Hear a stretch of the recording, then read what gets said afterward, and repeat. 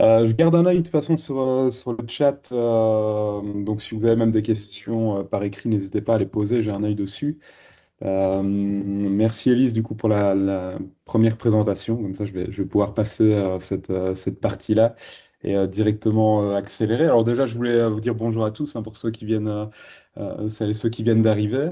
Je vais prendre le relais ici de ce petit webinaire et du coup, on va parler de Mooncamp. On va y revenir. Ce projet qui consiste à imaginer et concevoir une station dans l'espace. Je vous parlerai de Minecraft, hein, ce jeu vidéo qui est quand même le jeu vidéo le plus vendu de tous les temps et pour lequel même vous êtes peut-être même aussi joueur ou alors vous avez peut-être des enfants ou des élèves qui jouent et vous comprenez pas pourquoi empiler des blocs peut être aussi passionnant. Et puis, je terminerai cette année par rapport à l'année dernière avec un retour d'expérience pratique, puisqu'il y a un mois, j'étais dans une école une école de cinquième primaire, avec deux classes pour concrétiser ce projet sur lequel ils ont pu construire dans Minecraft une station spatiale et je vous donnerai l'occasion d'aller la visiter. Alors, du coup, entamons. Moi, je vais d'abord me présenter. Je m'appelle Tommy, je suis professeur de sciences et d'éducation par la technologie. Je suis également formateur dans tout ce qui est pédagogie numérique. Ça va du jeu vidéo à la robotique ou à l'intégration des nouvelles technologies en classe. Et je suis également créateur de contenu pédagogique que je partage librement. D'ailleurs, en parlant de partage, vous recevrez de ma part, soit aujourd'hui si j'ai un peu le temps, soit demain, un second mail avec plusieurs ressources, notamment des digipads, un consacré à Minecraft et un consacré à Mooncamp, dans lesquels je vous partagerai toutes les ressources que j'ai. Et du coup, j'en profiterai pour vous partager aussi la vidéo de l'enregistrement. Alors, eh bien, du coup, je ne sais pas si vous l'avez vu, mais dans le chat, je vous ai partagé un WooClap.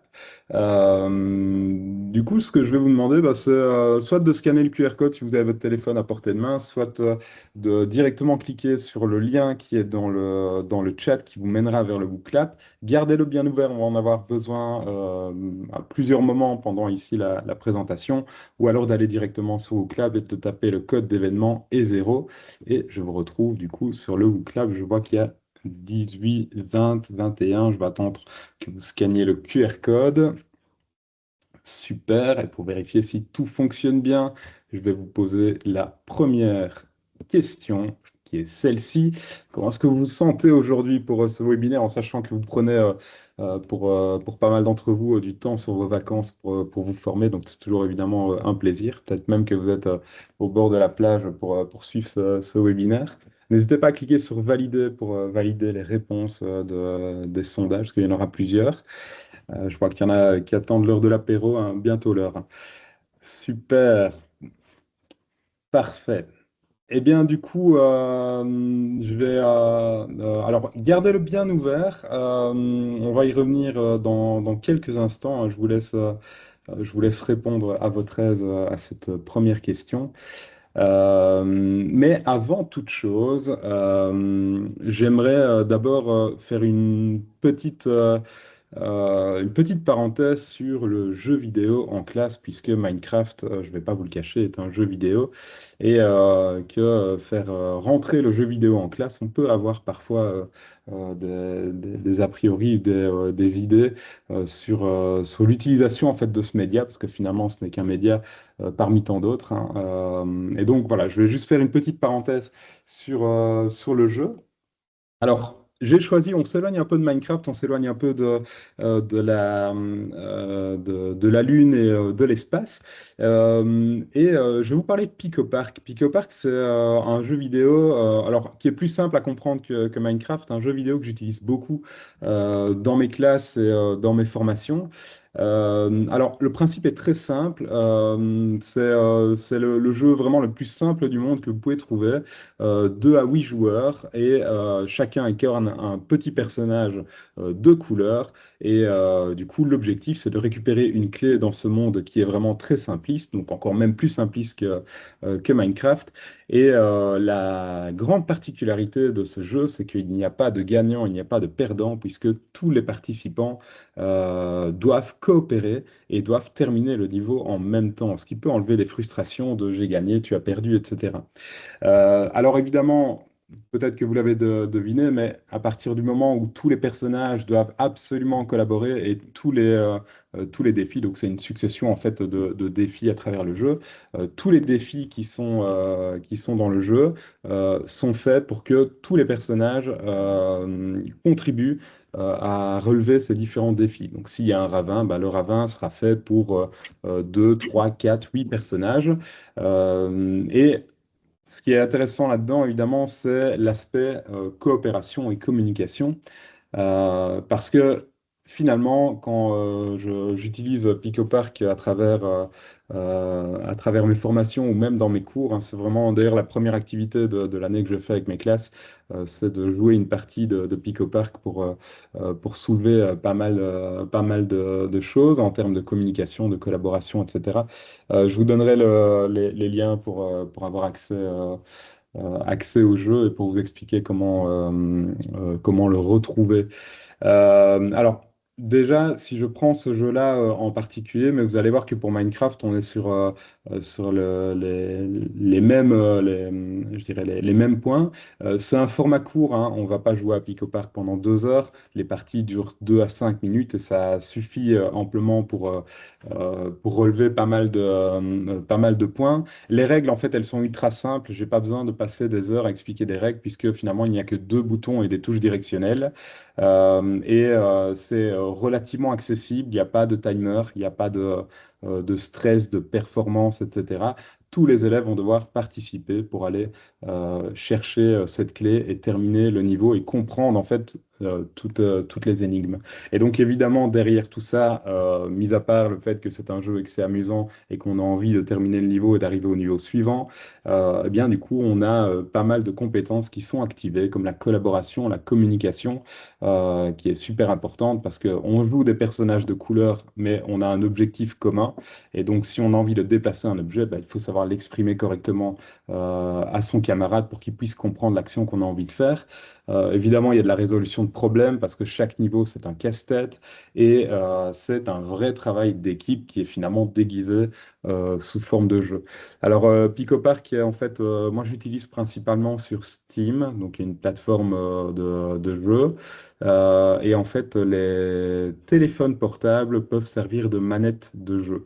Donc je les soit sur Switch et j'amène ma Switch en classe. Alors toute la classe ne joue pas forcément au jeu, hein. L'idée c'est de dégager en fait les principales compétences qu'il y a derrière.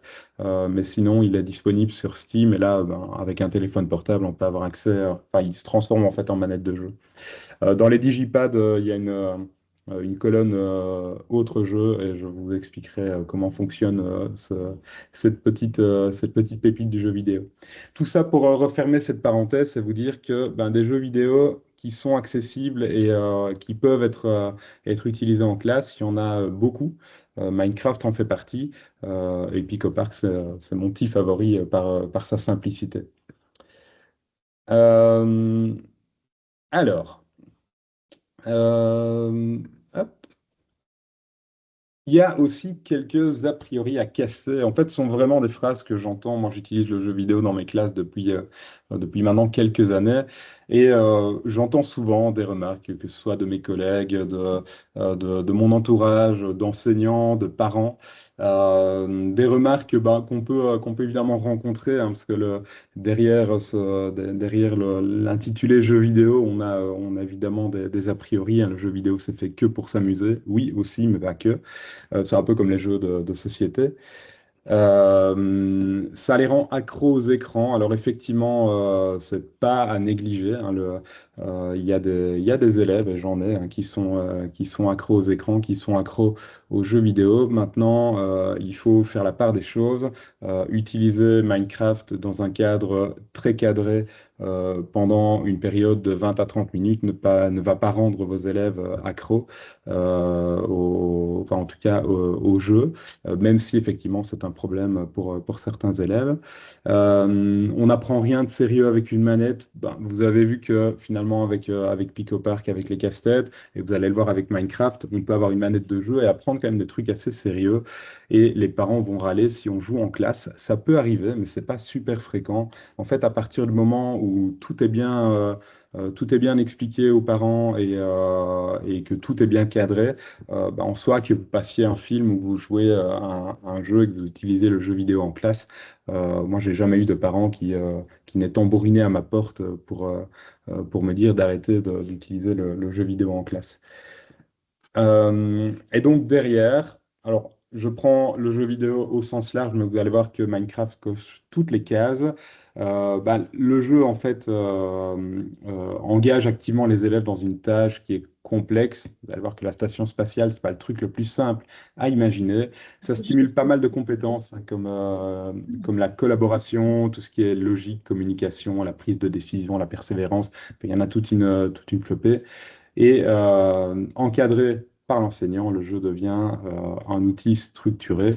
Euh, donc, bah, moi, je dirais que c'est pareil que passer en fait un documentaire en classe et d'avoir un dossier pédagogique derrière. D'ailleurs, toutes les fois où j'ai utilisé Minecraft en classe et pour la station, la station spatiale, c'est exactement la même chose. Les élèves ont effectivement l'écran avec le jeu. Mais ils ont surtout un dossier pédagogique à côté qui permet en fait de les guider et de cadrer ce jeu. Donc ils ne sont pas en totale liberté à faire ce qu'ils veulent dans le jeu. Tout est structuré et cadré. Et c'est ça vraiment qui est important derrière. Est-ce que vous avez des questions pour l'instant? Je garde un œil sur le chat. Si vous n'avez pas de questions, je vais poursuivre. Donc ça, c'était vraiment la petite parenthèse sur le jeu, puisque ben, voilà, on va parler de jeux vidéo, donc c'est toujours bien de remettre un cadre.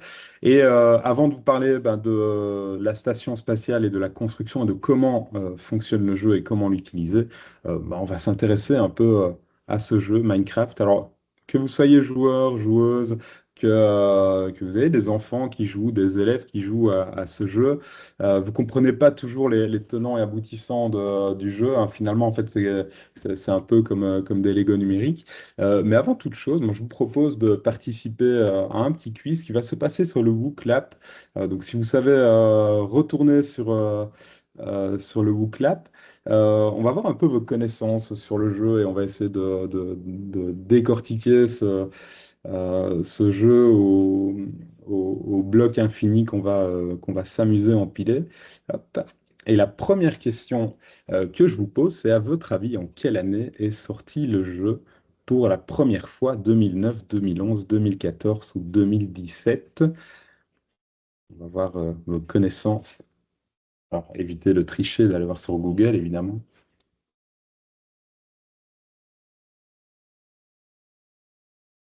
N'oubliez pas évidemment de cliquer sur valider. Alors, voyons vos réponses. Hop. La réponse correcte, c'était 2009. La première sortie du jeu, c'était en 2009. Elle est restée en version bêta, donc en version test et améliorable pendant 2 ans. Et en 2011, la version définitive est sortie. Mais la première version date de 2009. Donc ça fait quand même quelques années que ce jeu existe et du coup inonde les consoles de jeu. Dans Minecraft, le nom du personnage principal qu'on va incarner, comment s'appelle-t-il? Alors, s'il y en a qui ont été voir le film Minecraft avec leurs enfants au cinéma, la réponse y était.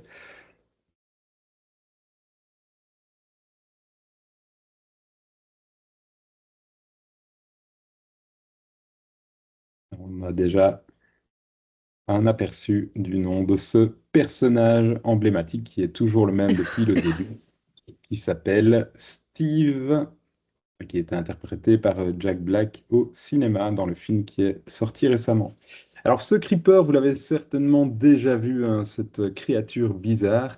À votre avis, d'où viennent les Creepers, hein? C'est un personnage emblématique de Minecraft qui est connu pour leur apparence verte et la capacité d'exploser quand il arrive à proximité des joueurs. D'ailleurs, c'est assez ennuyant d'avoir un Creeper qui arrive à côté d'une construction, puisque ça fait vraiment comme de la dynamite. On va voir si vous savez d'où vient cette créature à quatre pattes vertes.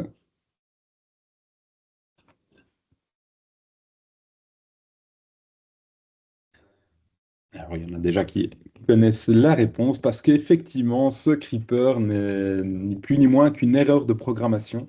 En fait, l'équipe, quand ils étaient en train de coder le jeu, eh bien, du coup, ils se sont trompés et à la place de modéliser un cochon, ils se sont trompés dans la couleur. Le cochon est devenu vert et le cochon s'est mis à la verticale plutôt qu'à quatre pattes à l'horizontale. Et finalement, ils trouvaient que ce personnage était quand même assez stylé, donc ils l'ont conservé et lui ont donné ce pouvoir d'explosion quand il arrive à proximité des joueurs. Voilà l'origine du Creeper, donc c'est une erreur tout simplement. Combien de temps est-ce qu'il a fallu pour développer Minecraft? 6 heures, 6 jours, 6 mois ou 6 ans?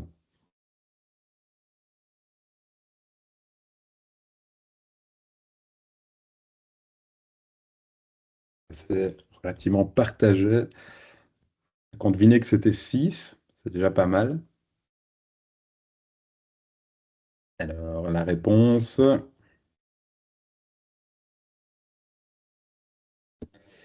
La réponse c'est 6 jours. Et oui, en fait, il a fallu moins d'une semaine pour développer ce jeu, comme quoi le temps de développement ne fait pas forcément le succès du jeu, mais donc il a fallu 6 jours pour développer le jeu. Après, évidemment, une équipe travaille derrière et améliore le jeu au fur et à mesure, mais la première version du jeu a été créée en seulement 6 jours. Quel était le nom original envisagé pour Minecraft? Et puis je pense qu'il reste une dernière question après. Au départ, le jeu, même avant, juste avant sa sortie, ne portait pas le nom de Minecraft. Alors, quand on connaît le nom d'origine, on se dit que ça aurait eu peut-être moins de succès.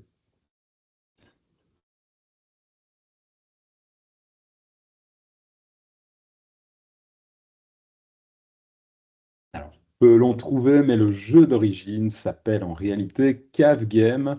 Bah, on comprend évidemment que c'est un jeu avec des caves ou avec des grottes à aller creuser. Et puis finalement, ils ont changé pour garder cet aspect de cave qui était mine et le fait de crafter, donc de modéliser, de transformer. Mais à la base, c'était Cave Game. Et enfin, qu'est-ce que la redstone dans Minecraft? En fait, c'est un minerai rouge qui est souvent apprécié des élèves. Vous allez voir que dans la station que les élèves de cinquième primaire ont réalisée, eh bien, ils ont beaucoup utilisé cette redstone, parce que c'est une source d'énergie, une arme puissante, un élément de décoration ou un minerai utilisé pour fabriquer des outils.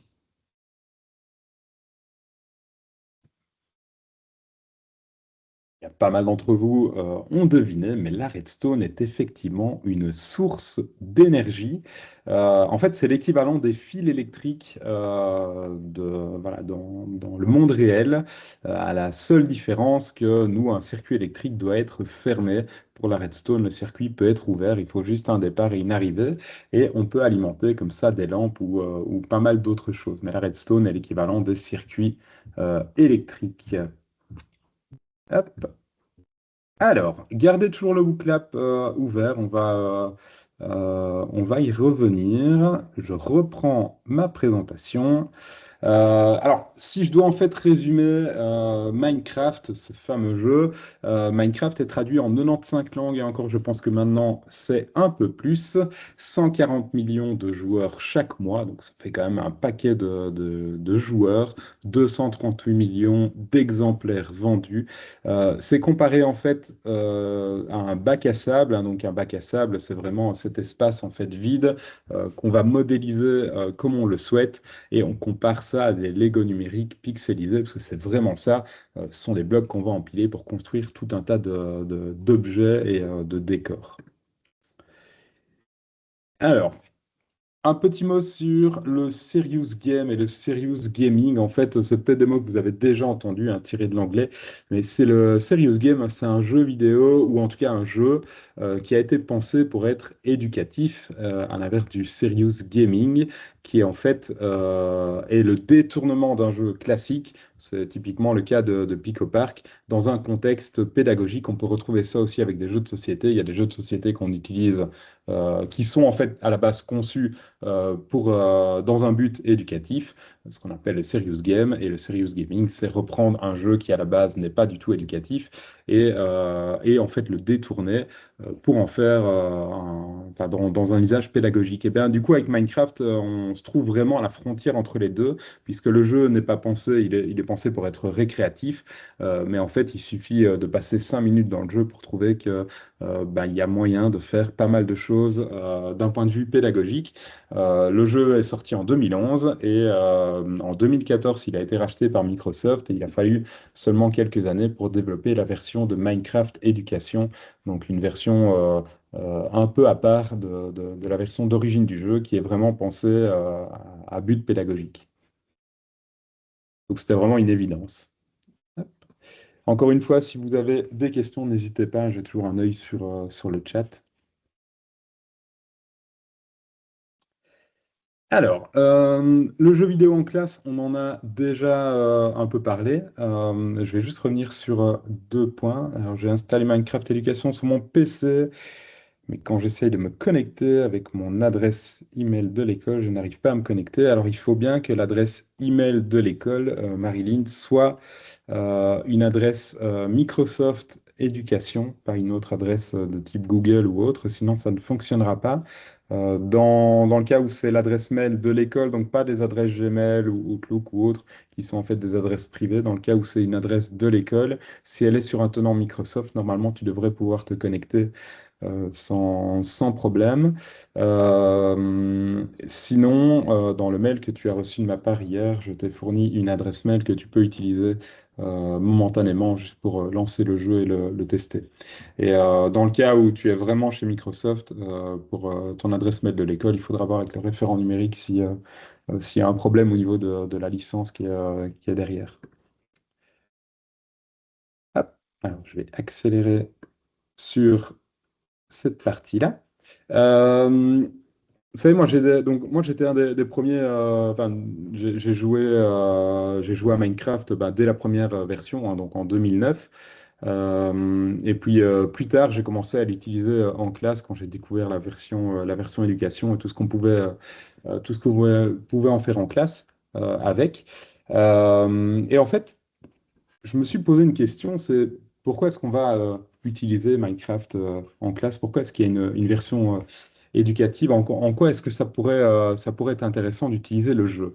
Et puis, bah, en tant que prof de sciences, hein, vous avez certainement reconnu ces fameux symboles chimiques, hein, les 42 symboles que j'essaye chaque année tant bien que mal à faire mémoriser à mes élèves et qui, bah, du coup, c'est une pénitence hein, de faire mémoriser les symboles.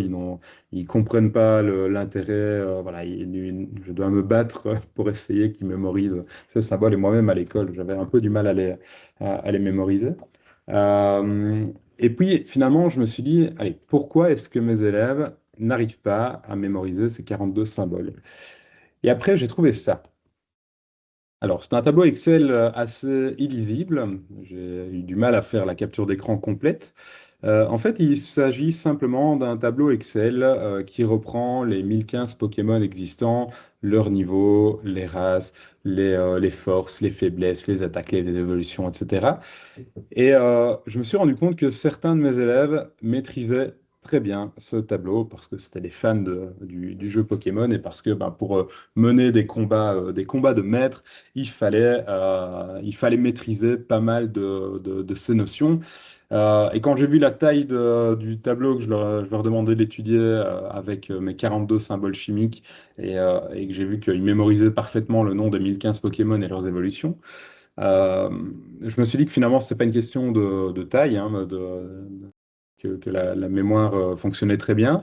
Et donc, c'est là où je me suis dit, ben, pourquoi ne pas allier l'utile à l'agréable et d'utiliser Minecraft pour apprendre le tableau périodique des éléments. Et donc, c'est ce que je fais depuis quelques années. Plutôt que m'amuser à leur demander de mémoriser les symboles, eh bien, on découvre le tableau périodique dans Minecraft. C'est une particularité de la version éducation, c'est de pouvoir avoir accès à tous les symboles chimiques en sachant qu'il y a plus ou moins 150 réactions chimiques qui fonctionnent parfaitement. Donc, si je mélange de l'eau et du sodium, ça explose, sauf que ça n'anime pas le laboratoire. Mais donc, il y a moyen aussi même de faire des expérimentations, de créer des atomes, etc., etc.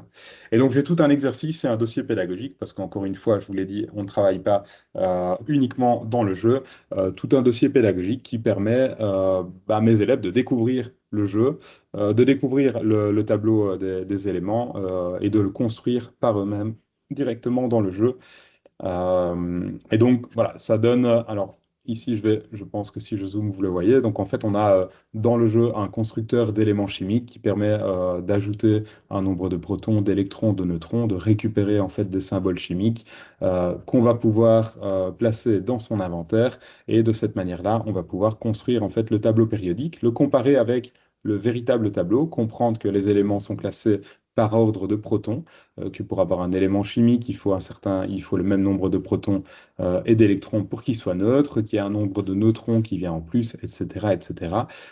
Donc voilà comment j'utilise, par exemple, Minecraft en classe dans une séquence bien cadrée et bien précise. C'est comme ça que j'ai commencé réellement à utiliser le jeu.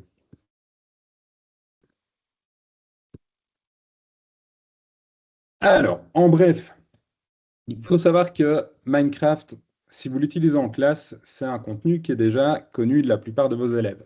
Bien souvent, la remarque que j'ai de la part d'enseignants qui ne jouent pas forcément, qui ne sont pas forcément attirés par le jeu ou par le jeu vidéo au sens large, en fait, ils ont peur d'utiliser le jeu parce qu'ils ne maîtrisent pas eux-mêmes. Alors, il faut savoir que quand je fais une activité avec Minecraft, même si je maîtrise en partie le jeu, moi j'y mets rarement les pieds.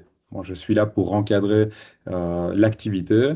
Quand j'ai fait créer la station aux élèves de cinquième primaire, je n'ai strictement rien fait dans la station. Je n'ai pas placé un seul bloc.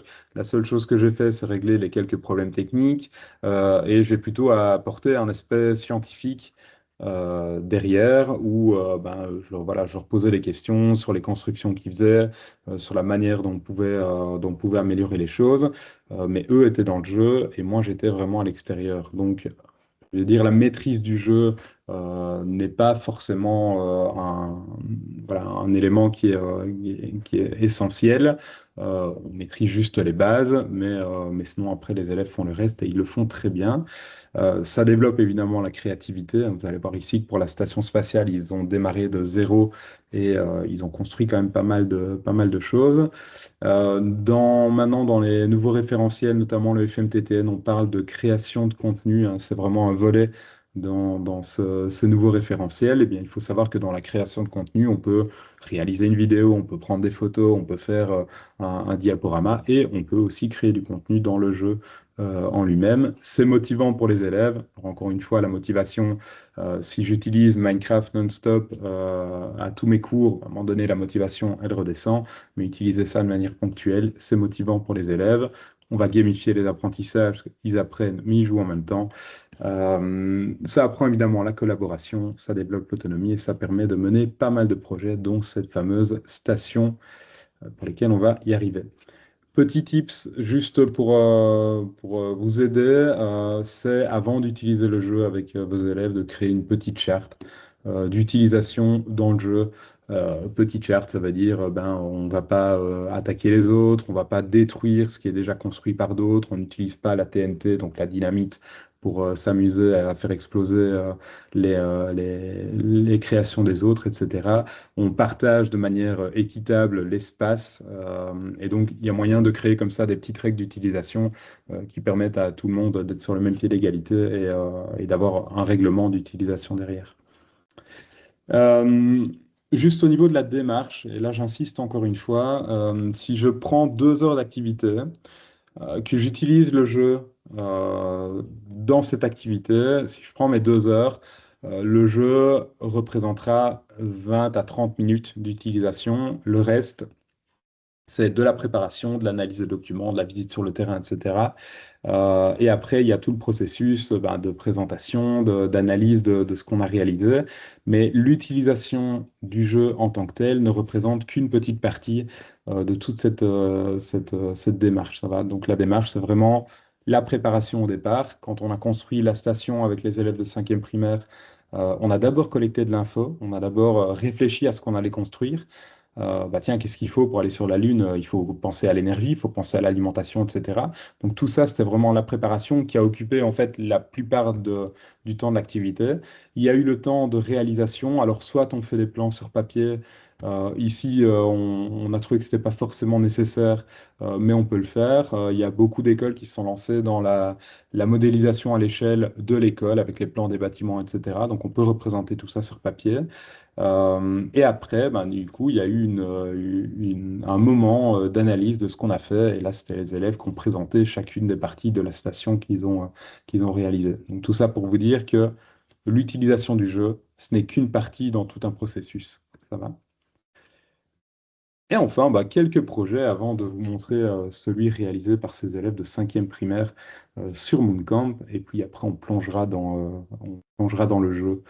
Alors, premièrement, il faut quand même se dire que si vous regardez quelques vidéos sur Minecraft, vous pouvez voir des trucs vraiment impressionnants. Et moi, je suis le premier impressionné hein, quand je vois des structures construites même par mes propres élèves. Je me dis waouh. Mais on peut démarrer par quelque chose de très petit, hein, notamment le pixel art. Ça fonctionne super bien. Le pixel art, vous savez, c'est ces dessins en pixels de couleurs qu'on fait souvent sur papier. Eh bien, du coup, on peut les faire sur papier et puis après, on peut se dire, OK, maintenant, on va aller dans le jeu et on va représenter ce qu'on a modélisé sur papier, on va le représenter dans le jeu. Alors, on a une autre dimension, parce que là, on travaille en collaboration. Alors, souvent, ce que je fais, c'est prendre 2 élèves, un même pixel art, et puis ben, débrouillez-vous pour placer chacun des blocs. Et là, ben, on remarque qu'il il faut communiquer, collaborer, compter correctement, ne pas détruire ce que l'autre a fait, etc., etc. Donc ça fonctionne très bien, c'est très facile à mettre en place. Et après, on a des projets de plus grande envergure, comme la construction d'une station complète dans l'espace ou d'autres projets euh, qui sont assez impressionnants. Donc la construction de la station, ça j'y viendrai. Mais notamment, celui-ci dans le Digipad, je l'ai mis, alors c'est pour des élèves plus grands, hein, en primaire ou début de secondaire, c'est un peu compliqué, mais au Québec, si mes souvenirs sont bons, un enseignant a fait modéliser le fonctionnement, donc pas c'était pas un modèle de la centrale, c'est vraiment fonctionnel. Il a fait modéliser enfin, il a fait simuler une centrale hydroélectrique qui fonctionne notamment avec le principe de redstone, donc cette pierre qui est l'équivalent des circuits électriques qu'on voit ici. Donc là, la centrale fonctionne parfaitement. Ça va, donc ça montrait aux élèves, alors c'est une école, je pense que c'était une école supérieure d'ingénieurs ou autre, hein, mais c'est juste pour vous montrer qu'on peut aller sur des projets beaucoup plus conséquents et même des trucs qui sont fonctionnels. On n'est pas que dans la modélisation. Hop. Une fois, si vous avez des questions, n'hésitez pas. Alors, je vais vous montrer quelques exemples, dont des exemples que j'ai déjà utilisés dans plein de branches. Alors, moi, c'est principalement en sciences, mais j'ai des exemples en maths, en langue, en histoire, etc. Juste pour vous montrer que, au-delà d'un projet très scientifique, on peut même utiliser Minecraft dans le cadre d'autres activités. Euh, Notamment en physique, encore une fois, avec les circuits électriques. Ce monde-là existe, donc c'est pas moi qui l'ai créé.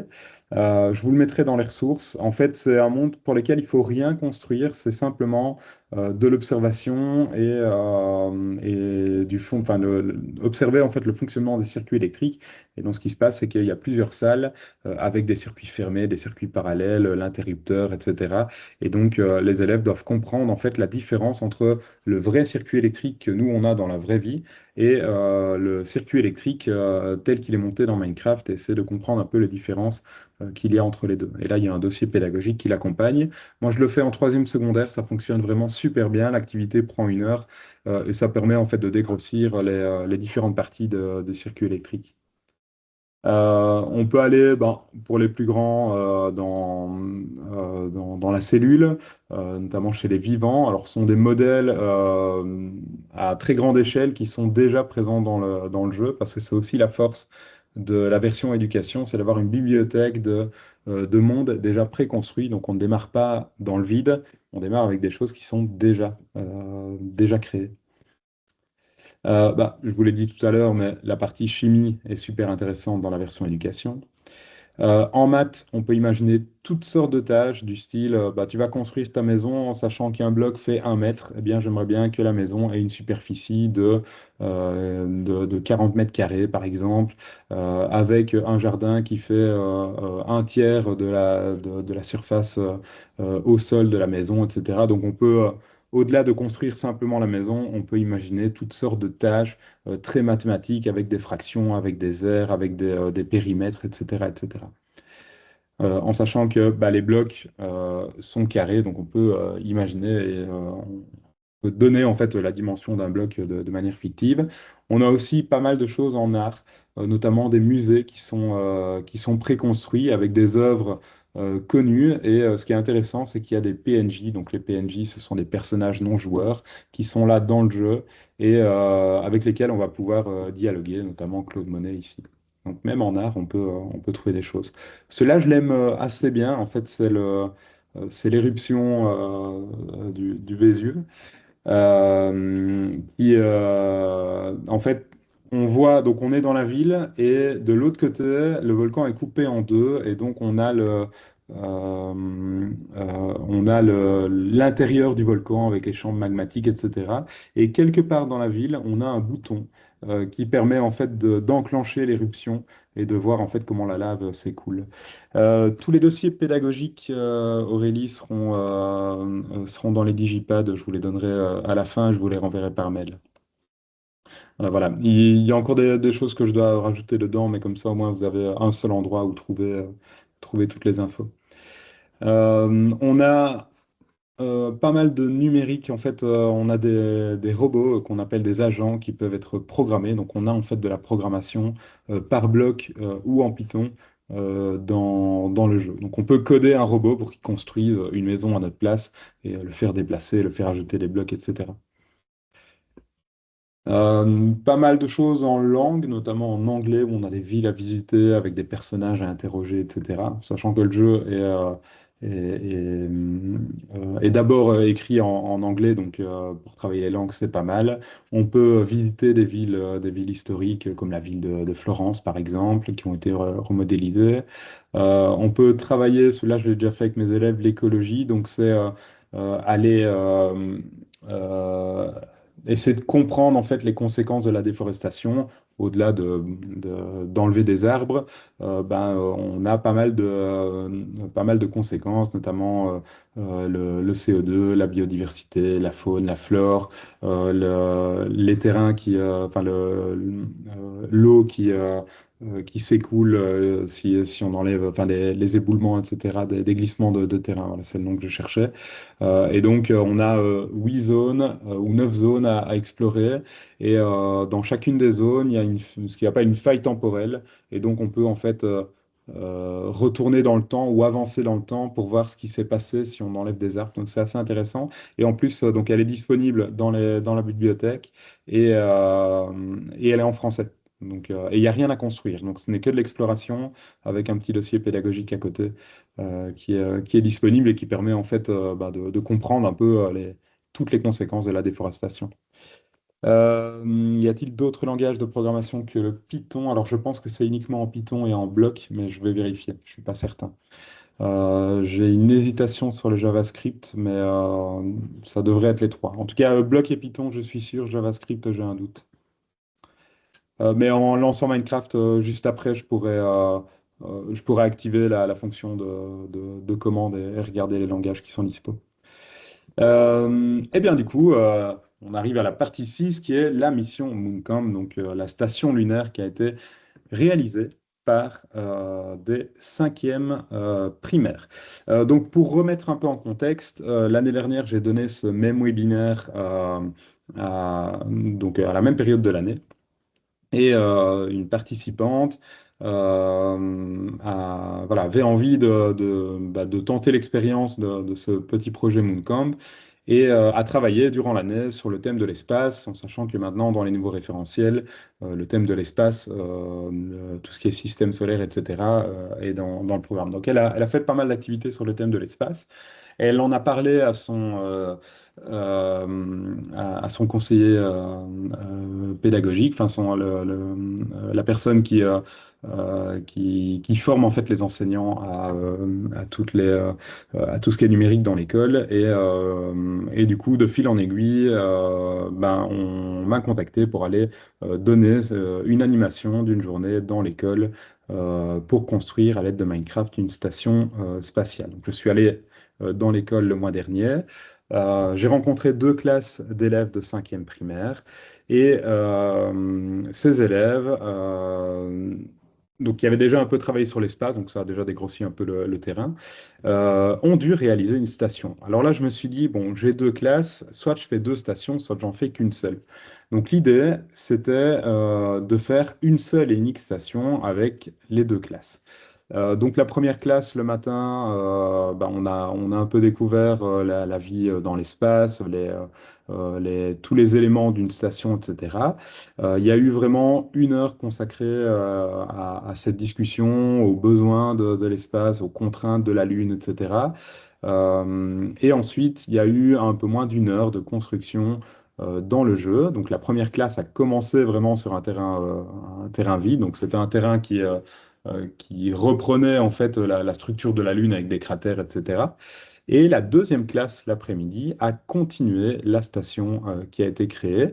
Donc ce qu'on a fait, c'est qu'on a pris quelques élèves du premier groupe qui sont venus présenter au deuxième groupe ce qu'ils avaient réalisé pour que le deuxième puisse continuer les constructions qui n'avaient pas été finies. Résultat des courses, à la fin de la journée, ils avaient une seule et unique station et je vous proposerai d'aller la visiter juste après. Elle est pratiquement terminée. Il reste encore deux, trois petites choses à signaler. Mais sinon, ils ont quand même fait un travail assez gigantesque en finalement 2 heures en une journée dans le jeu. Donc ça, c'était pour vous replacer le contexte. J'ai quand même remis quelques photos donc, des élèves au travail. Une partie de la station, parce qu'elle s'étire en fait en longueur, mais donc une partie de la station. Les fiches que j'avais utilisées pour les différentes thématiques, vous allez voir qu'en fait on a ciblé 5 ou 6 thématiques, donc le transport, l'habitat, l'énergie, l'alimentation, la production en eau, etc.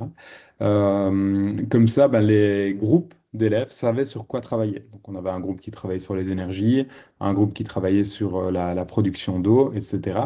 Alors, ce qui est assez intéressant, c'est qu'au départ, donc évidemment, ils étaient très excités d'utiliser Minecraft et au départ, ils prenaient un peu ça comme une compétition. On a observé ça pendant les 10-15 premières minutes où c'était à celui qui faisait la plus belle station. Et puis finalement, de fil en aiguille, ils se sont rendus compte que, en fait, c'était pas une compétition, que c'était donc ils travaillaient en sous-groupe mais c'était une seule et unique station. Quand ils ont compris cette partie-là, bien finalement, les élèves se levaient de table en table pour aller voir les constructions des autres et essayer d'agencer la station. Parce qu'au départ, ils ont démarré sur un sol vide et donc chacun s'est mis dans son coin et puis il a fallu relier tout ça. Donc après, ils ont compris que, il y avait vraiment un aspect collaboration et non pas compétition dans l'activité qui était proposée. Et la station a été terminée. Alors là, je casse un peu le décor. Je vous ai remis en fait, donc au-delà du jeu, j'avais créé un petit support qui me servait de guide pour dégrossir en fait la construction de la station et la mise en place de l'activité, qui permettait déjà de comprendre en fait la vie dans l'espace, de comprendre les besoins des astronautes, de savoir que tiens, pourquoi c'est pas facile d'aller sur la Lune, pourquoi c'est pas facile de construire, quelles sont vraiment les conditions. L'espace est quand même un milieu assez extrême. Et donc, ces slides, il y a une dizaine de slides m'ont permis en fait d'avancer dans les échanges, dans ces thématiques. Donc, je les ai intégrés dans cette présentation-ci. Je ne vais pas toutes les passer avec vous, mais je vais juste vous montrer le principe. Donc, je suis parti en fait de deux vidéos qui explique d'une part comment c'est sur la Lune, avec le régolithe lunaire qui est une poudre assez abrasive qui est plus ennuyante qu'autre chose. Donc cette poudre lunaire qui en fait s'accroche vraiment partout et qui est compliquée pour les astronautes. Et puis après, on a été un peu plus loin et on a été voir si c'était plus simple sur Mars avec les rovers qu'ils ont déjà envoyés là-haut. Et finalement, les élèves se sont rendus compte que bah non, c'était pas beaucoup plus simple. Il y avait plein de problèmes sur Mars. Et en plus de ça, quand un rover est en panne sur Mars, il n'y a pas de mécanicien là-bas et donc il y a des rovers qui sont éteints parce qu'en fait ils sont simplement embourbés, ils n'ont jamais réussi euh, à se libérer de ça. Donc voilà, on a vu la Lune, Mars, et puis après, on a essayé de regarder quelles étaient les contraintes des cinq grands défis à relever pour vivre dans l'espace. Les cinq grands défis étaient l'énergie, hop, pardon, donc l'énergie, l'alimentation, l'habitat, l'eau et le transport. Ça va. Donc ça, c'est moi qui les ai déterminés de manière à ce que les discussions aient dans cette direction. Ensuite, pour chacune des contraintes, on a essayé de regarder un peu ce qui se passait. Tiens, l'énergie, on se rend compte qu'il n'y a pas d'électricité, mais du coup, il y a du soleil, donc c'est quand même assez intéressant. Mais il y a du soleil, mais la nuit, elle dure quand même 14 jours, donc on a intérêt à bien recharger les batteries avant que la Lune se couche, sinon après, on est sans soleil pendant 14 jours. En plus, il y a des gros problèmes de température là-haut. L'alimentation, en fait, il n'y a rien qui pousse. Quel type d'alimentation est-ce qu'on va pouvoir faire? Construire une serre, etc. L'habitat, oui, c'est bien, mais en fait, il faut quand même rester à l'abri des rayonnements solaires, de tout un tas de choses, des micrométéorites, parce que la Lune est bombardée constamment d'impacts. L'eau, pas de production d'eau, mais par contre, on a déjà trouvé qu'il y avait de la glace à plusieurs endroits dans l'univers, mais notamment là-haut. Il y a peut-être moyen aussi de produire de l'eau, hein, parce que la production d'eau, finalement, il faut de l'hydrogène, de l'oxygène. Il y a des expériences qui permettent de voir un peu comment est-ce qu'on peut produire de l'eau là-haut, parce que sans eau, du coup, c'est compliqué.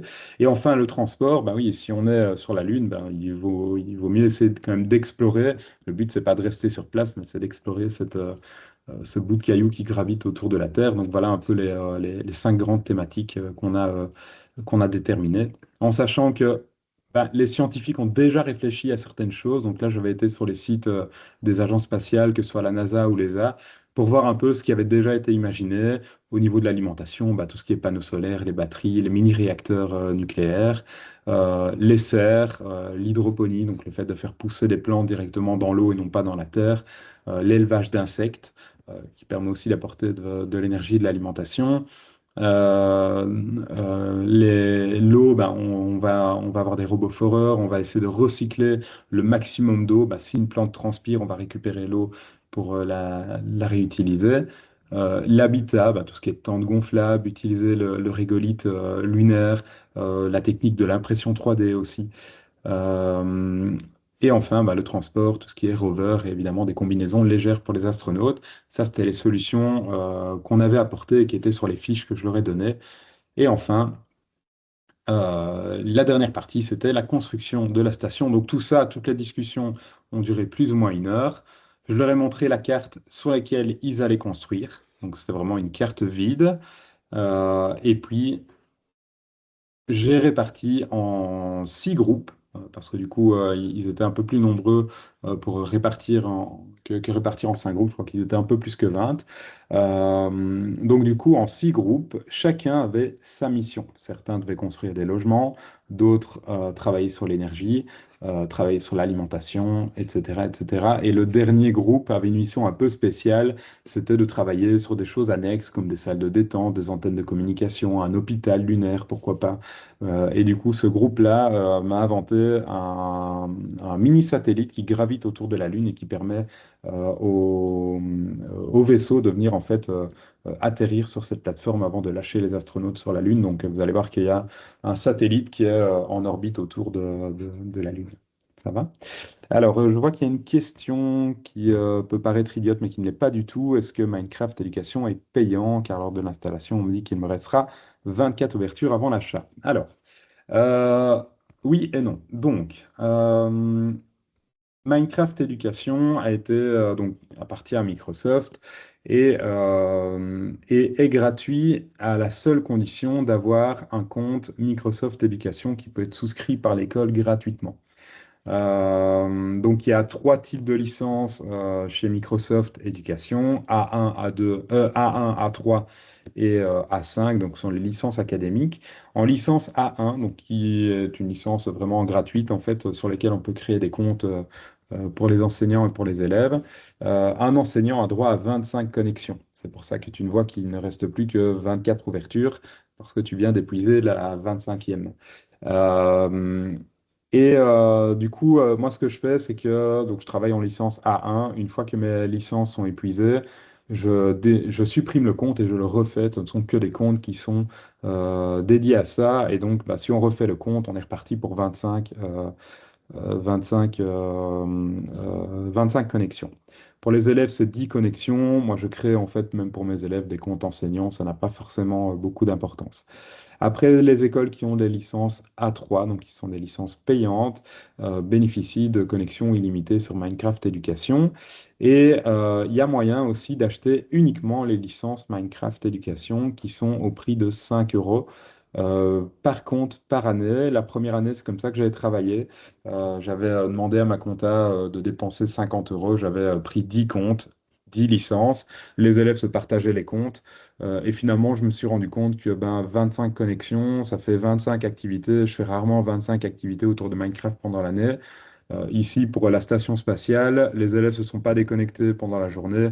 Et donc, j'ai épuisé une connexion sur tous les comptes. Donc voilà, en gros, c'est réexpliqué en détail dans le Digipad que je vais vous partager.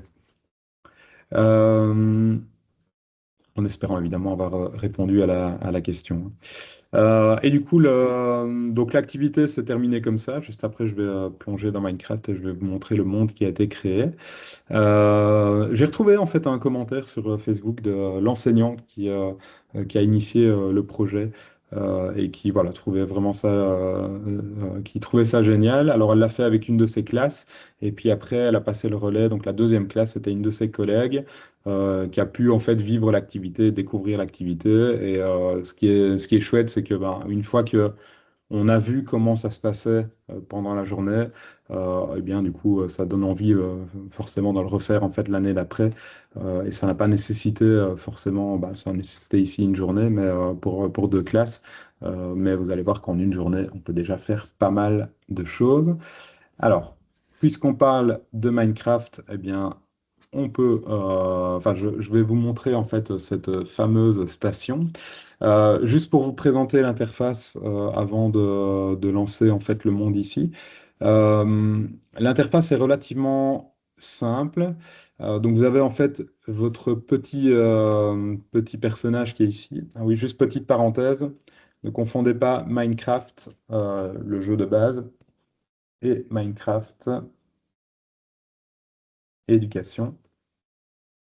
Sur le site de Minecraft Éducation, vous avez hop, une partie téléchargement. Alors le site peut être en français, une partie téléchargement sur les différentes plateformes. Et donc c'est cette celui-là qu'il faut installer et pas le Minecraft classique qui ne porte pas l'intitulé éducation.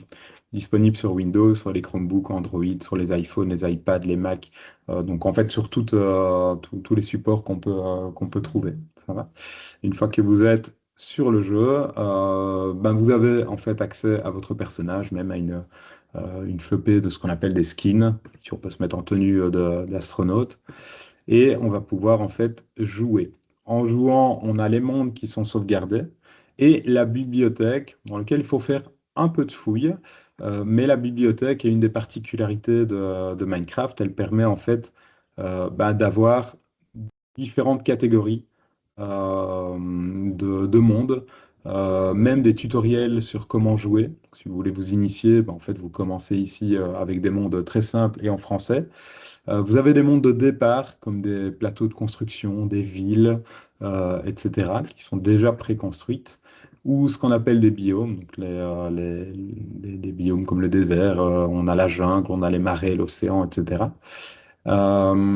Et après, vous avez différentes thématiques comme les sciences, les mathématiques, l'informatique, les langues, l'art et design, sciences sociales, etc. Il faut faire un peu de fouille dans les mondes. Parfois, ils sont en anglais. Ils sont traductibles. On peut les traduire soi-même. Mais voilà, la plupart des mondes sont en anglais. En tout cas, si on a des PNJ qui parlent. Mais il y en a quand même quelques-uns en français. Moi, ce que je fais souvent, c'est un travail de traduction derrière, hein. Donc, je vais retraduire en fait tout ce que les personnages non joueurs vont dire. Bah, moi, je réécris en fait les dialogues de ces personnages. Si je vais par exemple dans les sciences, j'ai de la chimie, de la bio et un thème sur l'espace. Tiens, c'est celui qui va nous intéresser. Dans les thèmes sur l'espace, j'ai pas mal de choses comme la construction un monde pour construire des rovers sur Mars, un plateau de construction pour une navette spatiale. On a un modèle de système solaire, on a la station spatiale internationale, donc l'ISS qui a été remodélisée. On a un avant-poste qui permet de construire une station spatiale. Donc il y a pas mal de choses qui sont déjà construites. Pareil, chimie, bio, et donc on a pas mal de choses. Il faut vraiment fouiller. Il faut fouiller. Il rajoute des choses au fur et à mesure. Dans les défis de construction sont tous les trucs qui sont mis à jour. Donc voilà, moi j'ai qu'une chose à dire, fouiller, tester et essayer les montres, voir s'ils vous conviennent et, pour ne pas redémarrer de zéro en sachant que tous les mois ils en ressortent. Donc voilà. Vous avez en fait les nouveautés en vedette qui sont ici. Ça, c'est tous les derniers mondes. Souvent, ce sont des scénarios plutôt sous la forme d'histoire, etc., à vivre. Et sinon, après, ben, vous avez la partie jouée. Création d'un nouveau monde. Donc là, c'est pour vraiment avoir un truc généré de manière aléatoire. Pour rejoindre des mondes. Donc c'est ce que les élèves font quand ils vont rejoindre un monde que vous hébergez. Et pour importer un monde, donc il y a moyen de sauvegarder les mondes et de les importer pour les avoir. Et dans les mondes qui sont sauvegardés, on va retrouver cette fameuse station que les élèves ont créée. Alors, je vous propose de la visiter.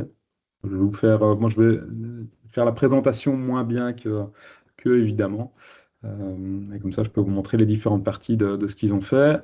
Tout ça a été fait par deux classes de cinquième primaire en moins de 2 heures.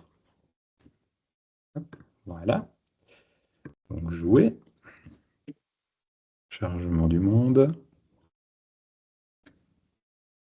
Donc, si je comprends bien, après 25 utilisations, mon adresse ne sera plus valide pour un compte. Je devrais demander une nouvelle adresse.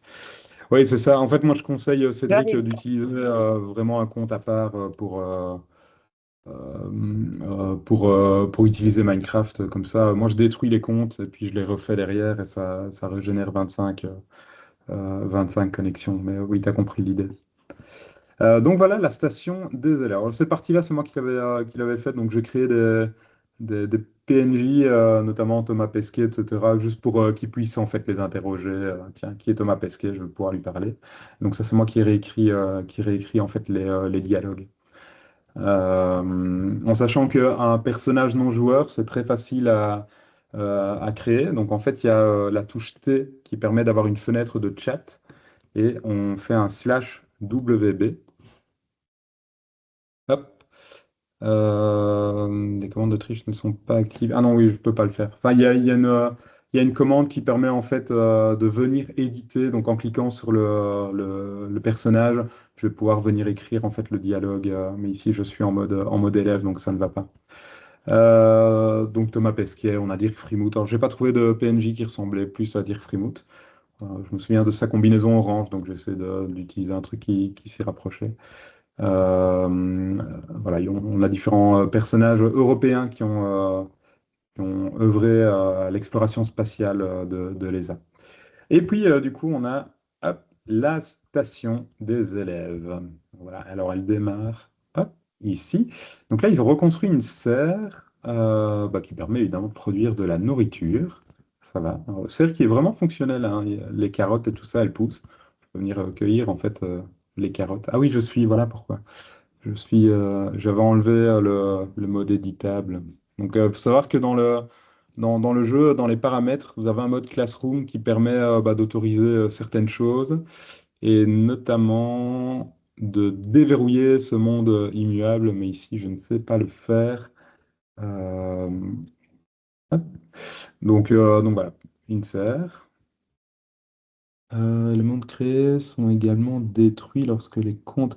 Tu peux, Olivier, tu peux exporter les mondes, donc tu peux les sauvegarder toi sur ton ordinateur. C'est ce que j'ai fait ici pour conserver le travail des élèves. J'ai exporté, donc c'est un fichier en fait que tu peux sauvegarder sur un disque dur et puis tu peux venir les importer.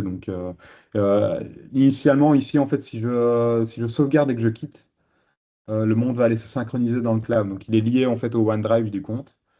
Il s'envoie en fait dans le nuage. Donc il est en fait sur OneDrive. Évidemment, si je détruis le compte, ben, le monde sera détruit avec. Mais du coup, ici, je peux en fait dans mes mondes, hop, si je veux aller dans Gérer, je peux exporter le monde. Et donc en fait, le monde se télécharge dans un format qui est lisible par Minecraft, tout simplement. Et après, si je veux reprendre le monde, je fais importer, je vais rechercher en fait ce fichier qui sera un fichier MC-World, tout simplement.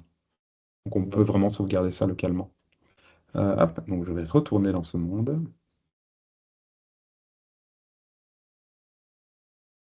Voilà. Euh, donc, on a ici la serre. Alors là, ce qui est assez... en fait, l'élève, le groupe qui a travaillé sur l'eau ont imaginé qu'en fait, en chauffant la glace, alors ici, ils ont pris de la lave, mais en chauffant la glace, l'eau allait fondre. Donc, il y a un bac avec de l'eau, de la glace qui fond, mais réellement, en fait, elle fond vraiment. Et puis après, elle est écoulée. Et là, ce qui est vraiment formidable, c'est que bah, plutôt qu'aller dans la modélisation, ils ont réellement construit des tuyaux. Donc là-dedans, en fait, c'est un tuyau qui va alimenter hop, la serre en eau. Donc il y a une deuxième petite serre et il y a de l'eau qui coule réellement dans la serre. Et vous avez tout le tuyau qui fait l'alimentation en eau. Après, on a cette partie-ci. Hop, vous voyez, tout le fil rouge, en fait, c'est les fils électriques. Donc la partie, ben, le groupe qui a travaillé sur l'énergie a demandé à tous les participants, enfin, à tous les groupes, s'ils avaient besoin d'énergie.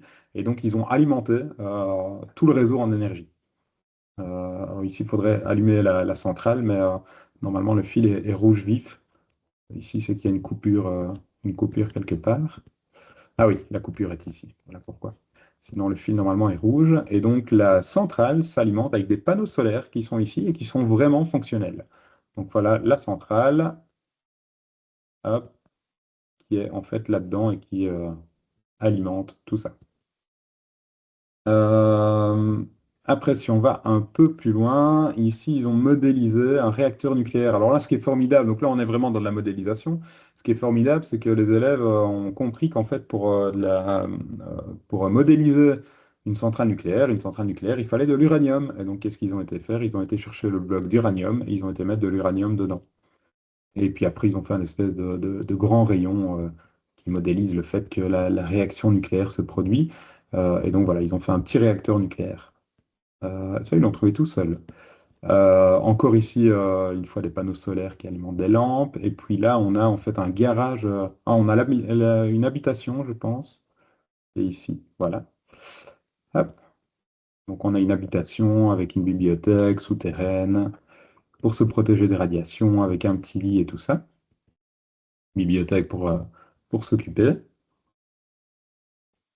Hop. Et là, on a un garage à rover, je pense. Voilà. Donc là, on a un premier rover qui a été fait. Bon, alors évidemment, les roues, elles sont carrées, mais il faut s'imaginer. Donc, ils sont partis du modèle du bus à deux étages, du bus anglais, en fait. Donc, ils ont refait un espèce de bus avec une partie en bas.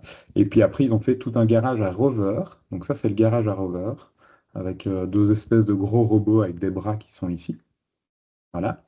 Et ce qui est assez ingénieux, donc on peut aller dans le garage, et en fait c'est l'entrepôt, c'est là où on stocke tous les éléments de la Lune qu'on a trouvés. Voilà, donc on va les stocker ici, hein, donc il y a un espace de stockage. Puis je leur ai demandé, et ça c'est quoi? Ils m'ont dit, mais monsieur, ça c'est le tapis roulant. Ah oui, effectivement, c'est le tapis roulant qui permet en fait d'amener les choses de l'extérieur vers l'intérieur. Alors tapis roulant évidemment qui n'est pas fonctionnel, mais qui est en tout cas modélisé. Et donc si on va à l'extérieur, on a en fait ce tapis roulant qui est ici. Voilà, donc ici, en fait, on vient déposer les objets et les objets vont jusqu'à l'intérieur. Donc voilà ce qu'ils ont réalisé en 2 heures. Et alors, bah, je vous le disais, le groupe, alors c'était un groupe de filles, vous allez voir, normalement, je crois qu'on le reconnaît à l'intérieur. Et en fait, c'est un. Donc, elles étaient trois, et le hasard a voulu que bah, il y en ait une ou deux, en tout cas, qui n'avaient jamais mis les pieds dans Minecraft et qui, en 10 minutes, a compris le fonctionnement du jeu et se sentit parfaitement à l'aise. Donc, voilà, ils ont fait hop, un petit satellite, alors qu'il y a un espace de détente avec une zone d'atterrissage ici au-dessus, des fleurs, comme ça, du coup ça fait toujours plus joli et c'est plus agréable et ça donne une vue en fait sur la station complète. Donc il faut savoir que le monde que moi je leur ai proposé, bah, du coup il n'y avait rien, il y avait juste le sol et les cratères. Et en 2 heures, voici, pardon, tout ce qu'ils ont pu réaliser. Ça va? Est-ce que vous avez des questions? Alors, peut-on créer des personnages hors de ce plateau et les importer dans n'importe quel plateau du jeu? Alors non, tes PNJ, ils sont dédiés uniquement au plateau. Donc tu sais pas importer tes PNJ. Mais je peux quand même vous montrer comment les créer. Parce que du coup, c'est ce qui est intéressant, c'est de créer en fait les personnages qui permettent bah, de faire tout un tas enfin, d'avoir vraiment une interaction. Mais non, si tu crées un personnage, tu ne sais pas en fait sauvegarder uniquement le personnage. Et donc si je crée par exemple un nouveau monde, je crée un monde au hasard, hop, voilà, monde où normalement je serais autorisé à construire. Voilà, donc là je suis perdu en plein milieu de nulle part. Hop, je vais essayer de me trouver une petite zone, voilà. Donc en fait, j'ai dans Minecraft un inventaire. Donc en appuyant sur la touche E, j'ai un inventaire de plein de blocs, notamment les éléments chimiques. J'ai des escaliers, des portes, des fruits, des légumes, des abeilles, des poissons, voilà, toutes sortes de choses, des œufs dans tous les sens. Ça, ils partent du principe que dans Minecraft, tout pond des œufs. L'abeille pond des œufs, la vache pond des œufs, le cochon pond des œufs. Donc voilà, on a des œufs en fait qui permet, donc si je prends un œuf de cochon, voilà, évidemment tout le monde sait que ça existe, hop, je prends l'œuf de cochon et je fais ce qu'on appelle popper les cochons. Voilà. Donc je fais naître des cochons. Voilà. Dans le jeu, le cochon ne pond pas d'œufs. D'ailleurs, hop. Dans le jeu, le cochon ne va pas pondre d'œufs. Mais voilà, je prends un œuf en fait pour faire apparaître des cochons. Et en fait, je peux prendre un œuf qui est coloré. Hop. Il est où mon œuf? Ils sont là en dessous. Voilà. Cet œuf-là, c'est l'œuf d'apparition de PNJ, personnage non joueur. Et si je fais ça, là, on va me dire, bah, tiens, tu n'es pas autorisé en fait à créer des PNJ. Tu peux créer des cochons, mais tu peux pas créer de personnages non joueurs. Et là, il y a une petite astuce, c'est d'appuyer sur la touche T/WB. Et là, je suis en état constructeur de monde. Donc là, je suis en super créateur. Et là, je peux faire apparaître un PNJ. Et en cliquant sur ce PNJ, là, j'ai en fait la boîte de dialogue. Donc, je peux l'appeler, je peux lui donner mon prénom. Voilà. Je peux l'appeler Tommy. Je peux choisir en fait à quoi Tommy ressemblera. Tommy est un robot. Je peux avoir des paramètres avancés où je peux ajouter les URL, donc des sites internet. Je peux ajouter des commandes à lui dire que quand je clique dessus ou que je réponds à telle question, je peux être popé à tel endroit, donc je peux apparaître à un autre endroit, etc. Donc il y a moyen en fait de configurer ce personnage. Je peux avoir la boîte de dialogue. Bonjour, je m'appelle Tommy. Hop, voilà, donc je crée en fait tous mes PNJ. Et ensuite, je refais slash WD. Hop. Et là, je peux parler à Tommy. Bonjour, je m'appelle Tommy. Donc voilà, alors moi c'est la manière que j'utilise, notamment quand j'ai un monde en anglais avec des personnages qui parlent en anglais. Je fais ce fameux slash WB et je vais aller modifier moi-même. Donc je réécris en fait les dialogues pour les avoir en français pour mes élèves et ensuite j'exporte le monde pour le garder et le sauvegarder. Donc voilà. Après ici, je rentre pas trop dans les détails mais juste pour vous montrer que on sait en fait modéliser soi-même et créer soi-même son petit scénario dans Minecraft de manière très facile, hein. Il ne faut pas maîtriser le jeu sur le bout des doigts pour pouvoir le faire. Et alors pour ceux qui là se sentent complètement largués, dans les deux digipads donc qui ressembleront à ceci, mais je dois encore évidemment les compléter. Dans les deux digipads que je vous partagerai, je vous mettrai, il y a en fait l'accès à un guide pédagogique qu'on a écrit l'année dernière à la Scientothèque, guide pédagogique vraiment adressé aux enseignants novices qui est en PDF et qui explique vraiment tout le fonctionnement du jeu. Euh, pour bien commencer, les informations utiles, construire une station spatiale, etc., etc. Et dedans, je réexplique comment créer des PNJ. Donc voilà, tout est vraiment réexpliqué. Et on a fait un travail de réécriture pour que ça s'adresse même dans la manière d'utiliser le vocabulaire et la terminologie pour que ça s'adresse vraiment aux enseignants qui sont novices et qui ont juste envie en fait d'utiliser le jeu sans forcément se prendre la tête. Donc placer, miner, construire, détruire, etc. Évidemment, accès très pédagogique et sur l'utilisation. Donc voilà, donc ce fichier PDF peut être utile pour aller rechercher quelques informations. Voilà, comment écrire sur des panneaux, comment prendre des photos et des captures d'écran et comment interagir avec des personnages non joueurs et comment les créer. Ça va? Donc voilà, ce fichier PDF est disponible et sera accessible dans ce digipad. Hop. Euh, alors, du coup, je me suis dit, dernière étape avant de clôturer ce webinaire et de vous laisser la parole. Donc, peut-on copier, coller depuis Internet sur la boîte de dialogue? Tu sais quoi, je vais essayer parce que je ne sais pas en fait. Donc, si je reprends mon monde. Donc, la question ici, pour la reformuler, c'est est-ce que je peux aller copier-coller du texte, si j'ai bien compris, hein, du texte d'Internet. Donc, si je vais ici, voilà, je regarde. Je copie, dernière étape, à vous de jouer, hein. Donc, c'est dans mon presse-papier. Et je vais aller voir si dans Minecraft, j'arrive à coller sur ce personnage non-joueur. Donc, slash WB. Hop, je fais un PNJ et je vais aller. Oui, donc ça marche. Donc tu sais faire du copier-coller de texte d'Internet. Alors, il faut quand même savoir que la boîte de dialogue, voilà, il n'y a pas de mise en page, il n'y a pas de gras, pas d'italique, etc. C'est du texte brut, ça ressemble à ça. Donc ne copiez pas une page de Wikipédia, ça risquerait d'être un peu imbuvable, mais vous pouvez mettre un lien qui ramène vers une page externe, donc ça sortira en fait du jeu. Donc voilà. Alors, du coup, dernière partie, je me suis dit, pour celles et ceux euh, qui du coup voudraient tester le jeu. Si vous avez lancé le jeu, je peux vous montrer comment rejoindre un monde. Euh, il faut quand même savoir que si je suis dans une école avec mes élèves qui ont une adresse mail, @pixel-academy.be, c'est l'adresse que je vous ai envoyée. Euh, Des élèves d'une autre école qui auraient aussi accès à Minecraft Éducation ne peuvent pas rejoindre les élèves de mon école parce que ce sont deux tenants différents. Donc les tenants, c'est ce qui est après le arrobase, donc c'est le nom de l'école. Il n'y a pas encore à l'heure actuelle dans les roadmaps, etc., de méthode qui permet à deux écoles de tenants Microsoft différents de se rejoindre.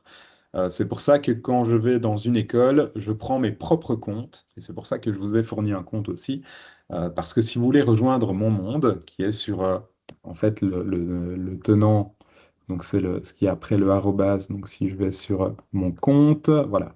Donc ici j'ai mooncamp 20-pixelacademy.be. Si vous avez un compte qui fonctionne très bien avec Minecraft et qui est monécole.be, ça ne fonctionnera pas. Enfin, le jeu fonctionnera, mais vous ne pourrez pas rejoindre mon monde. Ce ne sont que les adresses du même tenant, de la même école, qui peuvent rejoindre le monde. Quand je vais dans les écoles ou quand je suis en formation, je fournis moi-même les adresses mail pour que tout le monde puisse rentrer dans le même monde. Hmm. Donc, pour rejoindre un monde, rien de plus simple. Je vais aller dans la bibliothèque. Oui. Et je vais aller chercher un monde vraiment au hasard. Hop, je vais aller dans Sciences, Espace, restons dans la thématique. Et je vais prendre celui-là, c'est un de mes favoris, l'avant-poste orbital. Vous allez voir, il est vraiment super chouette à faire avec les élèves. Si jamais vous voulez pas vous prendre la tête dans la construction d'une énorme station. Voilà, je suis sur une plateforme.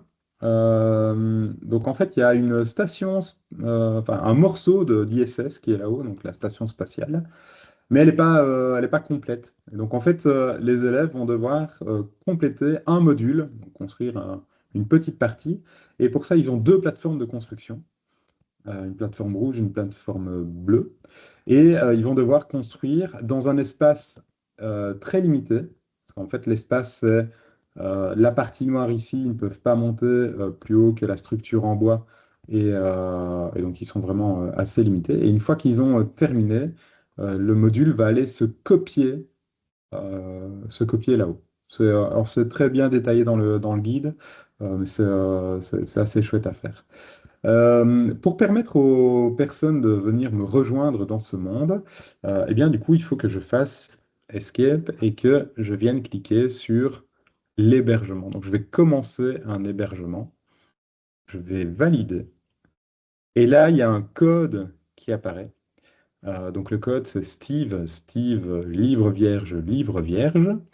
Ce qui se passe, c'est que vous, hop, quand je vous donne le code, eh bien, sur Minecraft Éducation, si vous êtes connecté avec l'adresse que je vous ai fournie, alors rien d'obligatoire, hein, eh bien, dans Rejoindre un monde, donc jouer, rejoindre un monde, vous avez en fait accès à la possibilité de mettre un code en cliquant sur les petits logos et puis en validant si le code existe, si le monde est bien hébergé, vous aurez un lien pour rejoindre le monde. Je vais juste reprendre un autre monde plus simple, hop, à héberger. Je vais prendre celui-ci.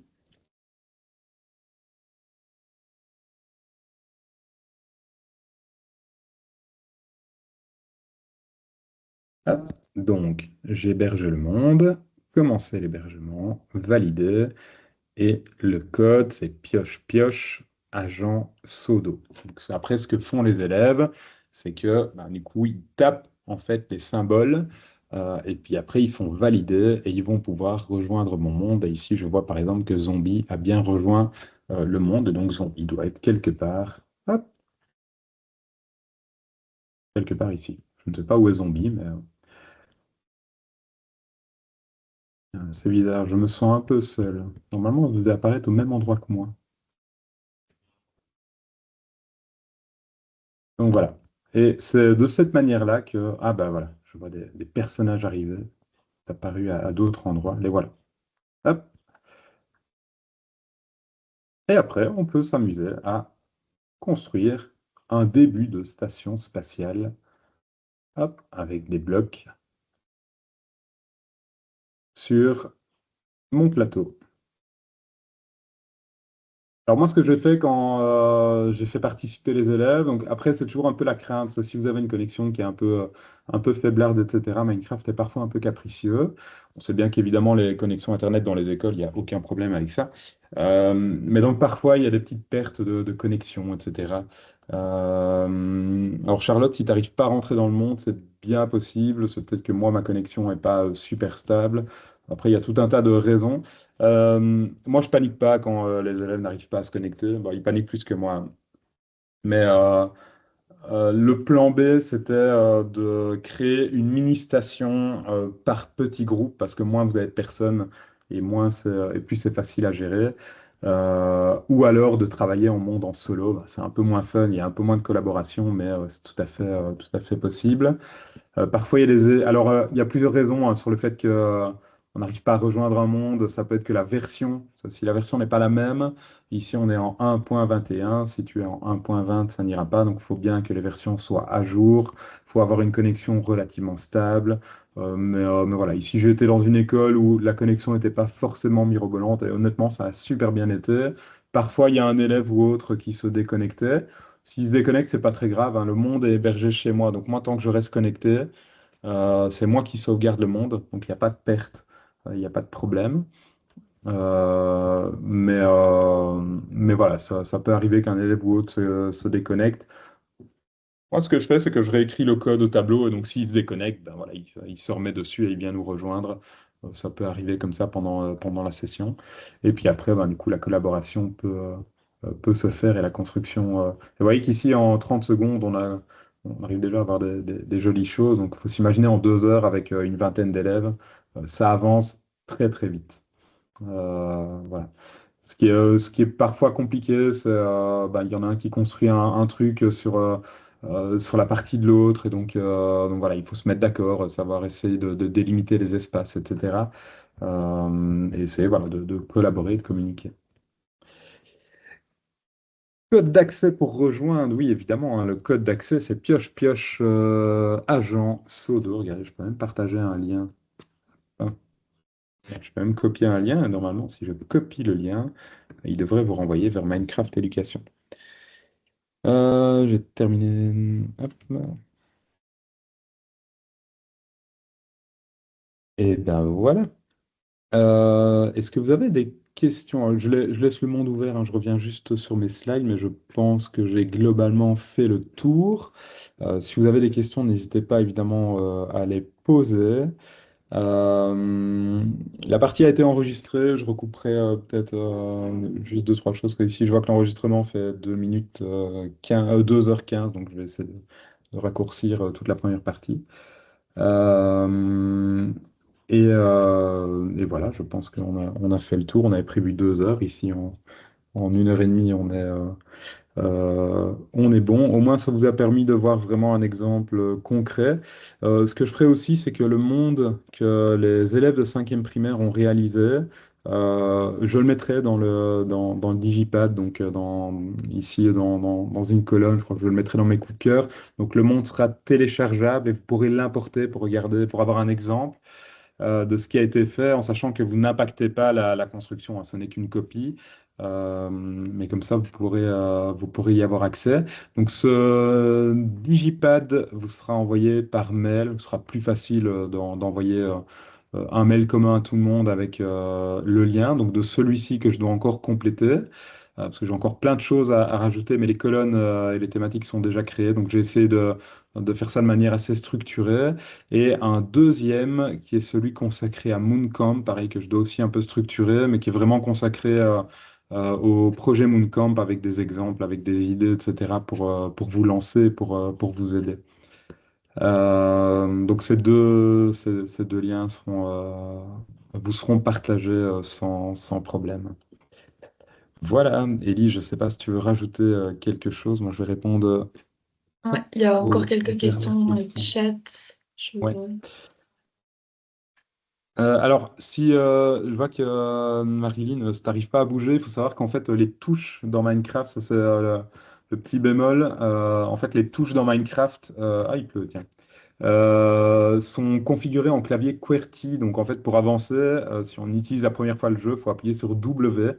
Donc moi je vais chez tous les élèves et je modifie en fait dans clavier souris, je modifie les touches pour avoir les touches directionnelles qui permettent de se déplacer en sachant que les élèves en fait le clavier et la souris c'est pas trop leur truc et donc eux ils préfèrent le tactile. Donc voilà.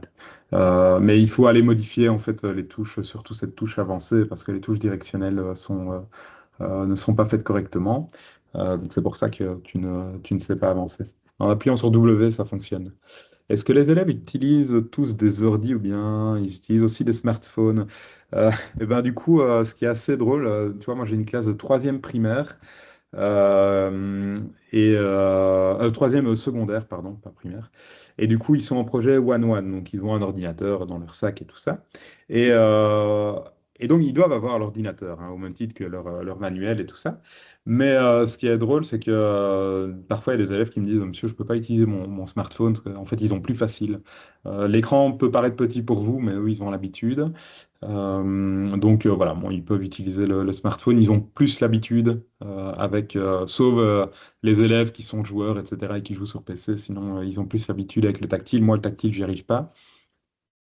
Et alors, ce que je fais travailler en asynchrone, ça dépend de l'activité. C'est déjà arrivé, mais ça dépend vraiment de l'activité.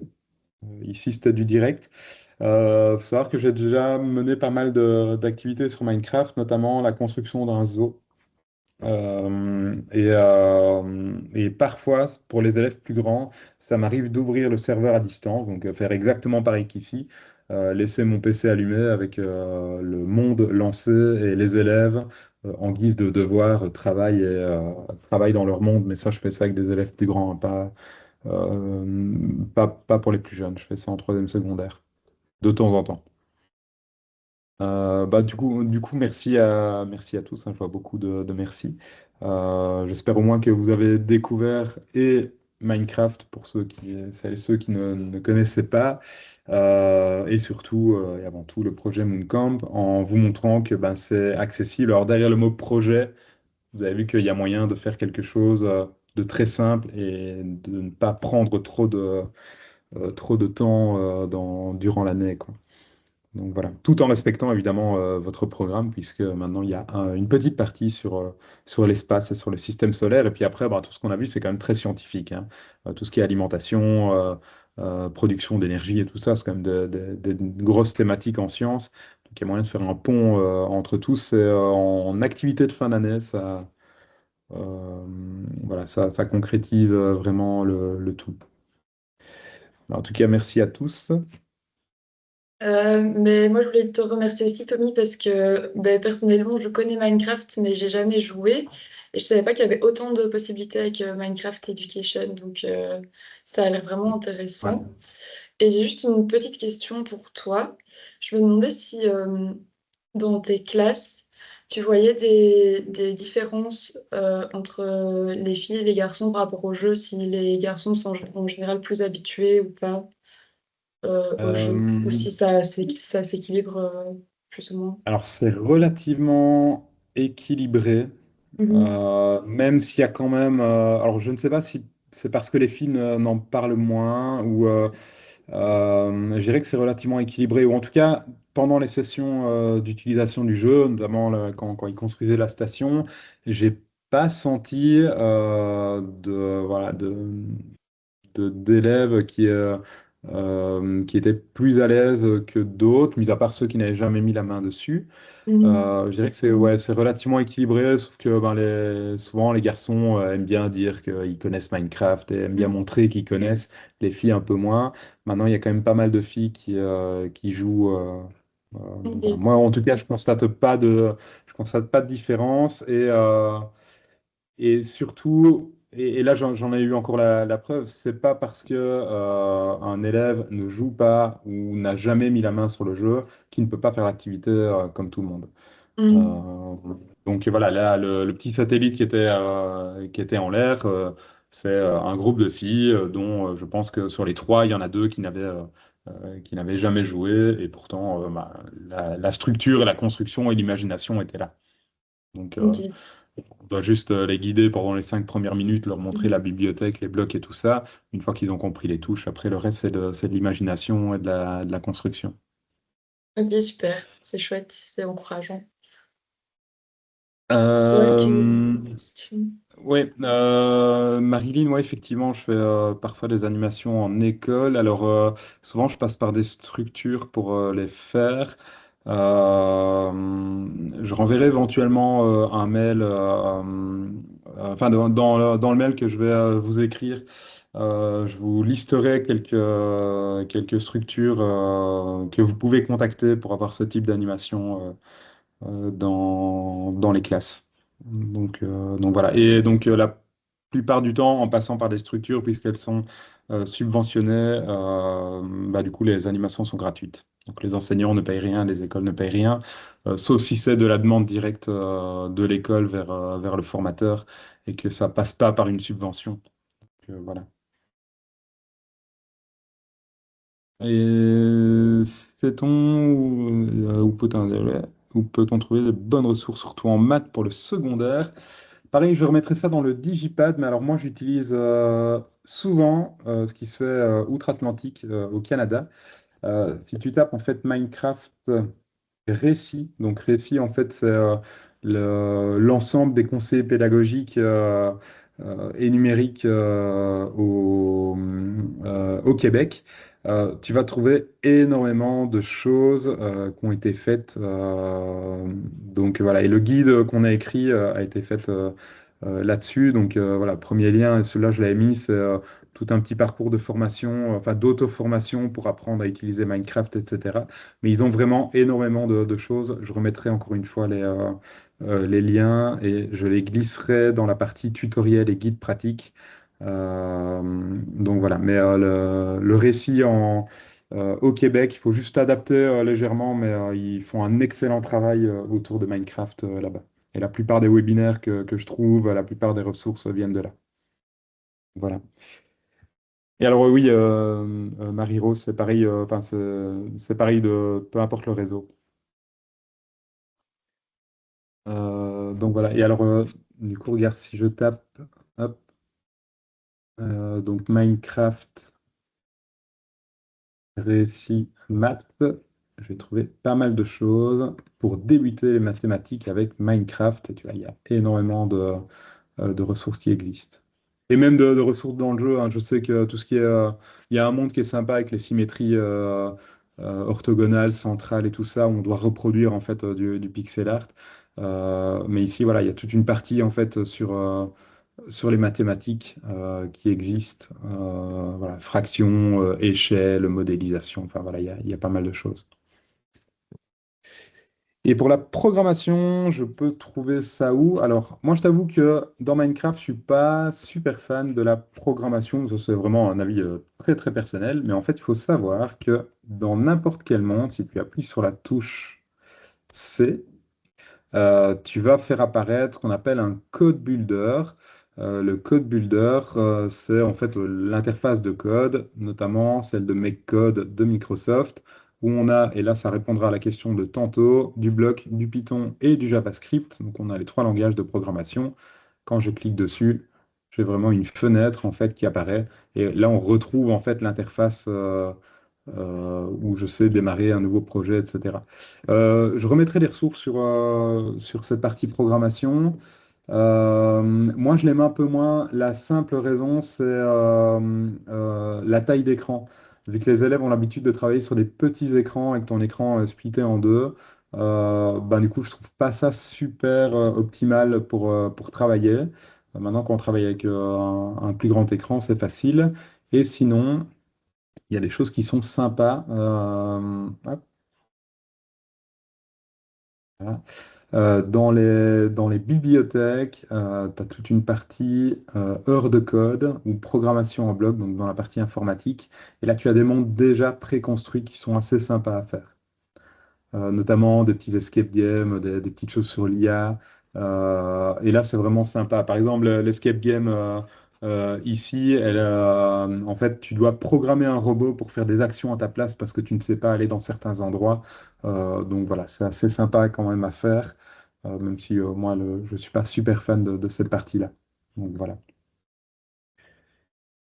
Et alors, si tes élèves sont sur PC, bah, c'est pratique. Moi, je le faisais sur PC, c'était assez pratique à faire. Sur téléphone, c'est un peu plus compliqué.